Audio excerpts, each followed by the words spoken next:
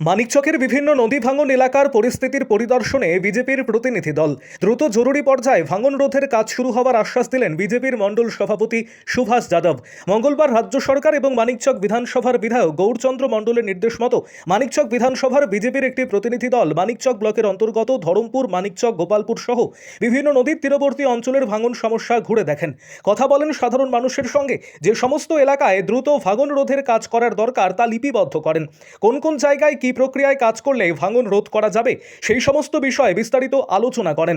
কোন কোন এলাকায় সংকটজনক এবং বিপজ্জনক অবস্থায় রয়েছে সেই সমস্ত এলাকাও পরিদর্শন করেন। আগামী শনিবার রাজ্য সরকারের বিশেষ বৈঠক রয়েছে ভাঙনকে কেন্দ্র করে, আর সেই বৈঠকে উল্লেখ করা হবে মানিকচকের নদী ভাঙনের জন্য রাজ্য সরকার কি কি পদক্ষেপ গ্রহণ করছে। এই বিষয়ে বিজেপির মণ্ডল সভাপতি সুভাষ যাদব জানিয়েছেন, মানিকচক বিধানসভার প্রধান সমস্যা নদী ভাঙন। বিগত দিনে তৃণমূল সহ সমস্ত সরকার বর্ষার সময় নদী ভাঙনের কাজ করে এমার্জেন্সির নামে কোটি কোটি টাকা লুট করেছে বলে অভিযোগ করেন। আমাদের সরকার দ্রুত এই সমস্ত ভাঙন এলাকায় কাজ শুরু করবে। আমরা একটি রিপোর্ট তৈরি করে বিধায়ক গৌরচন্দ্র মণ্ডলকে দেব। দ্রুত মানিকচকের নদী ভাঙন সমস্যা দূরীকরণ করা হবে। আরও আপডেট থাকতে আমাদের ভিডিও শেয়ার ও ফেসবুক পেজটিকে লাইক করে ফলো করে দিন। আমরা ভারতীয় জনতা পার্টির পক্ষ থেকে আমরা যারা কার্যকর্তা মানিকচক বিধানসভার, আমরা আজকে মানিকচকের যে প্রধান সমস্যা সেটা হচ্ছে ভাঙন সমস্যা। সেই ভাঙন সমস্যায় এতদিন আমরা দেখেছি যে সমস্ত সরকার ছিল তারা শুখা মরশুমে কোনো দিন কাজ করায়নি। তারা সব দিন বর্ষাকালে কাজ করিয়েছে এমার্জেন্সির নামে এবং লক্ষ লক্ষ কোটি কোটি টাকা লুট করেছে। আমরা কিন্তু ভারতীয় জনতা পার্টি, আমরা মোদিজির আদর্শে বিশ্বাসী, শ্যামাপ্রসাদ মুখার্জির আদর্শে বিশ্বাসী আমরা ভারতীয় জনতা পার্টি।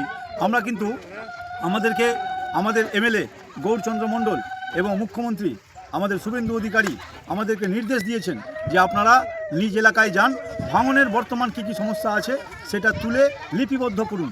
এবং এই নিয়ে রাজ্য সরকার আগামী শনিবারের মধ্যে প্রশাসনিক একটা বৈঠক করবে, যে বৈঠকে উল্লেখ করা হবে যে মানিকচকের কোন কোন অঞ্চলে এখন সংকটজনক, সংকটজনক যে সমস্ত এরিয়া বা যে সমস্ত জায়গা আছে সেটাকে এমার্জেন্সিভাবে রিপেয়ারিং করার ব্যবস্থা করতে হবে।